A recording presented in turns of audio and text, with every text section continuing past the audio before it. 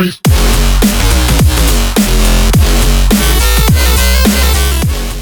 guys, welcome back to my channel. Today I'm going to be doing a piercing fact video all about my septum piercing. So if you're looking to get your septum pierced, you're in the right place. In this video I'm going to be talking about the pain, aftercare, how it should be pierced, where it should be pierced, my experience with getting it pierced, all that kind of stuff. So this should be like your one-stop video for everything about septum piercings. Just a quick disclaimer guys, I'm not a professional, I'm just speaking from my experiences and what's worked for me. I have done a lot of research, but then again nothing is, guaranteed that it's going to work for everyone. Everyone's different. This is just personally what's worked for me. Please get it done professionally, that's all I can say. I've just got a few piercings and all this information that I've gotten I've either researched myself or it's just from my personal experiences with piercings. So first off, I'm going to talk to you guys about how it should be pierced and where it should be pierced and stuff like that, just so when you are getting it pierced professionally, you know exactly what's being done. Your septum piercing is this piercing right here, and where it's pierced is called the sweet spot. If you feel in your nose, this looks a bit weird, but if you feel in your nose, there's like the hard part of the back which separates your nostrils, and then there's like a little squishy part right in the middle where it's actually quite thin, and if you pinch it you can kind of feel the side of your fingernails. Ooh. Alright, so when you go into the piercing shop or whatever, you're going to talk to the piercer. First of all, they should tell you, like, give you this rundown and tell you what they're going to be doing and stuff like that and all that jazz. So they're going to clean it, mark it, where it's going to be pierced, and then they'll clamp it and then they'll pierce it. So before they do the piercing, they'll probably tell you to count to 3 and take a big breath in, and then as they pierce it, you'll breathe out.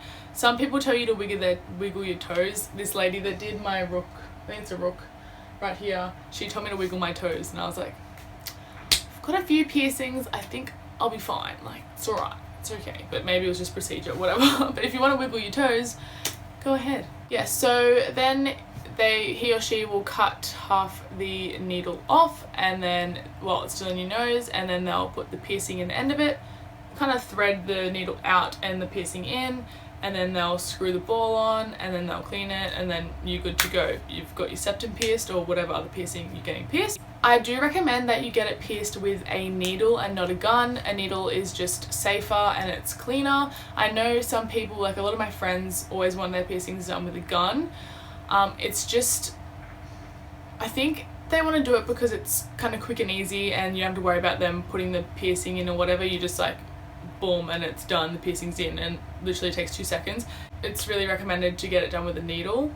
Alrighty, so I'm going to now talk to you about how I got it pierced, and I'm just gonna say that I did a really stupid thing and I didn't get it done professionally. I was only 14 at the time, my mum didn't know about it, and I just got a friend to pierce it for me. I do not recommend that. I did not have any problems with it, it didn't get infected or anything, but like I said before, if you're not getting it done properly, the risks go through the roof. So just please don't do what I did, get it professionally done. And yeah, anyway, so what happened was I messaged a friend. I knew that she had pierced her own, so I messaged her and I was like, hey, can you like pierce my septum? Anyway, she went over to her place and she pierced it. She did do it properly, I guess, as properly as you can when you're not a professional. Everything was cleaned, blah blah blah. She didn't use a proper needle though, she used a giant safety pin, and I'll insert a picture so you can see that. But yeah, it was really not, I wouldn't say it was dodgy, it was just unprofessional. And so she pierced it. Yeah, so she clamped it with a bulldog clip, one of those paper ones, and then she pierced it. She actually did a really great job. Like, I've had a piercer check it out and he said that it's like done. He didn't say it was done properly, obviously, because it was unprofessional, but she did it in the right spot and stuff, and it's straight, and I've never had like anyone be like, oh, yours is wonky, like anything like that. So yeah, so she pierced it, and then she had to take the needle out and then push the piercing through, and it hurt like a motherfucking bitch. Like, she had to jam the piercing through, and it was just so painful and it's so fiddly, and then she had to put the ball on, and it was just it was bleeding. It didn't bleed too much, but it bled a little bit and it was just hurting. My eyes were watering and stuff like that. For your eyes to water, it's totally normal because it is on your nose. It's like when you sneeze, your eyes water. It's totally normal. It is normal for it to bleed too, not crazy amounts, but just a little bit of blood, that's normal. Obviously you're piercing your skin, you're gonna bleed. Alright, so now for the pain. I'm gonna say this now, I can't tell for you, like I can't tell you how much it's gonna hurt you because everyone takes pain differently, everyone's pain tolerance is different. Me personally, I think that mine hurt more because it was done unprofessionally. I feel like I've said the word unprofessional like 500 times. Yeah, so the needle obviously was a safety pin, and professional needles are hollow, so it's pretty much cutting skin out. It's only like a tiny little hole, like as big as the piercing, but because I didn't use a professional needle, it was kind of pushing and jamming all of the flesh to the side, so I feel like that would have hurt more, plus the needle was not sharp at all. And then having to push the piercing through, like I said before, in a professional needle there's like it's hollow, so you can push the piercing and it just slides through, whereas when I got it pierced we had to pull the needle out and then put the piercing through, and to find the hole and line it up and stuff was just super painful. I wouldn't wish it upon anyone getting a piercing, to be honest. Like I said, if you can get it done professionally, get it done professionally. It just saves the hassle and it's just much better experience. Now I'm going to talk to you guys about how to clean it and the aftercare and stuff. So it's recommended that you do not change your piercing for 2 to 3 months, or like 6 to 8 weeks, because it does take a while to heal, and just to be safe, you don't want any bacteria to get in it. You don't want, your nose or whatever area of your face or wherever you got pierced to react to the jewelry you put in. Yeah, so just leave it for 2 to 3 months or 6 to 8 weeks. With septum piercings, you can flip them up and hide them, but it's not recommended to flip them up unless you have to when you just get it freshly pierced, because when you're moving it around it's easy to get bacteria inside it. So just keep it still. If you have to touch it, then that's okay, but just please don't touch it too much, and always have clean hands when you do touch it. To clean it, it's recommended to clean it 1 to 2 times a day. I think I cleaned mine and cleaned all my piercings for about 2 to 3 weeks afterwards, and you can always keep cleaning them. I just get a little bit lazy and slack off, which is kind of bad, but that's alright. So piercers usually give you a bottle of solution, so to clean it or whatever, sea salt solution, but you can make your own. So you get some non-iodized salt and some distilled water, or you can just boil water and mix it in, put it in a cup. And to do the sea salt soak, you kind of just like dip your nose inside it and then hold it there for like 7 to 15 minutes, and do that 1 to 2 times a day.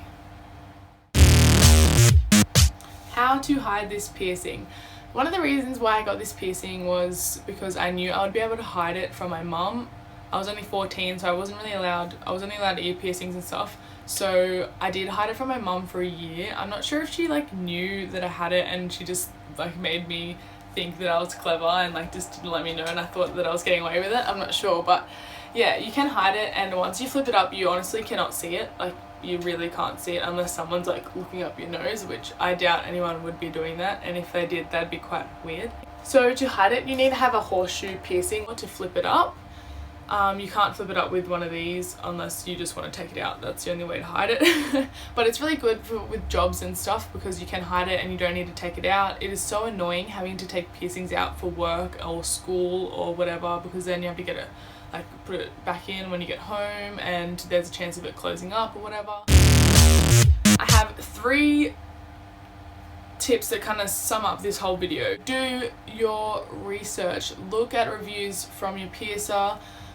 Look up how it should be pierced. Watch more septum piercing videos. I always look at videos before I get a piercing, before I get tattoos, anything like that, just to make sure you're educated and your piercer or wherever you're going does not try and take advantage of you and just is doing it for the money and does it stupid.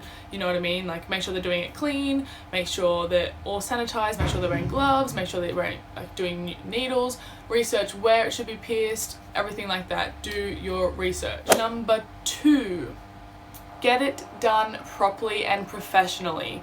Please get it done professionally. There's less chances of there getting an infection, and there's, you know, it's on your face. You can take it out if it does get infected or whatever, but you are paying for it, so you might as well get it done professionally and make sure there's not going to be any issues with it. Number 3, look after it. You could get the best piercer in the world to do your piercing, and he or she might do the best job ever, but if you don't look after it, you know, there's no point on getting it. So look after it, clean it once to twice a day with sea salt soak. That's the best way to clean it. Do not put any peroxide or anything like that on it. Only use sea salt and water. Make sure your hands are clean if you're going to touch it. Just look after it. Don't change it for 2 to 3 months or 6 to 8 weeks, whatever you want to say. And yeah, thanks so much for watching, guys. I really hope this video helped you. I love watching these type of videos. If you did like it, please give it a thumbs up, and don't forget to subscribe, and I'll see you in my next video.